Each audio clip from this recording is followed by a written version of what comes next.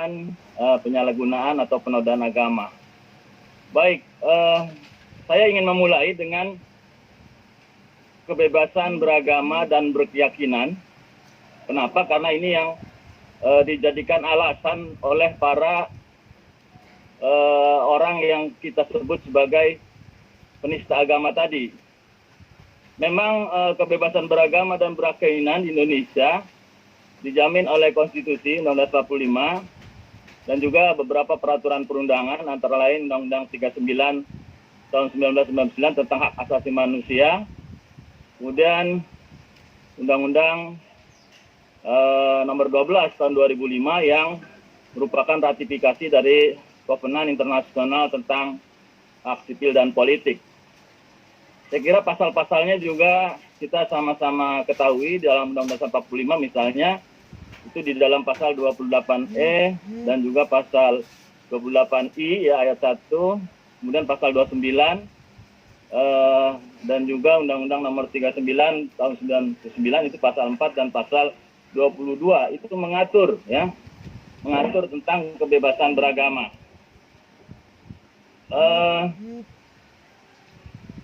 Yang ingin saya katakan adalah bahwa di dalam dunia internasional sekalipun kebebasan beragama itu tidak sebebas-bebasnya. Jadi kalau saya pernah mendengar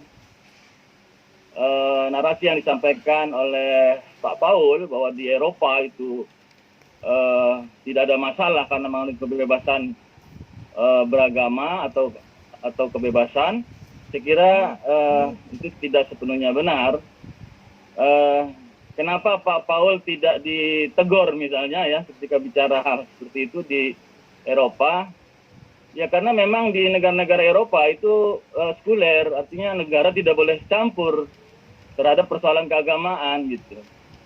Jadi itu secara praktek memang tidak ada negara-negara sekuler yang menegur ya terkait dengan soal keagamaan, itu soal yang sifatnya adalah individu. Jadi tidak urusan negara. Nah, saya kira kalau soal pasal bisa dilihat ya sesuai dengan apa yang tadi saya sampaikan. Tetapi intinya bahwa sekali lagi tidak ada kebebasan yang sebebas-bebasnya. Nonsen itu ya, bohong ya. Kebebasan yang sebebas-bebasnya. Nah, di Indonesia sendiri, di dalam konstitusi kita, pasal 28J, itu disebut adanya pembatasan, ya, bahwa kebebasan beragama itu harus sesuai dengan pertimbangan moral, nilai agama, keamanan, dan ketertiban umum. Ada hal yang membatasi. Jadi kebebasan itu dibatasi, ya, oleh 4 hal yang tadi disebutkan. Juga dalam Undang-Undang nomor 12, itu dibatasi ya, keselamatan umum, ketertiban umum, kesehatan umum, dan moral masyarakat. Itu juga membatasi, artinya tidak boleh kita misalnya ya yang muslim atau saya misalnya mengajak keluarga saya sholat di jalan raya gitu ya. Itu ekspresi keagamaan, itu keyakinan keagamaan, itu ibadat keagamaan ya, harusnya dilindungi.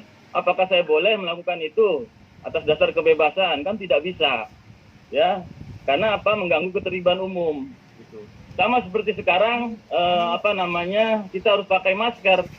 Ada orang yang mengatakan oh ini hak saya untuk tidak bermasker, kan tidak bisa karena ada kesehatan umum gitu ya, yang itu dipedomani yang membatasi kebebasan kita. Jadi kita harus mempertimbangkan apa yang disebut dengan kesehatan umum. Nah, demikian halnya ini banyak sekali aturan-aturan yang menyebut terkait dengan pembatasan kebebasan beragama dan berkeyakinan. Nah, secara umum ada 5 ya dari pembebasan yang ada di dalam pembatasan yang ada dalam konstitusi, undang-undang hak asasi manusia maupun Kovenant internasional yang diratifikasi dalam dalam Undang-Undang 12 tahun 2005. Ya, yang intinya adalah ada 5 hal yang bisa membatasi. Yang pertama ketertiban umum, yang kedua keselamatan umum, yang ketiga kesehatan umum, dan 4 moral umum, ya, yang kelima nilai-nilai agama.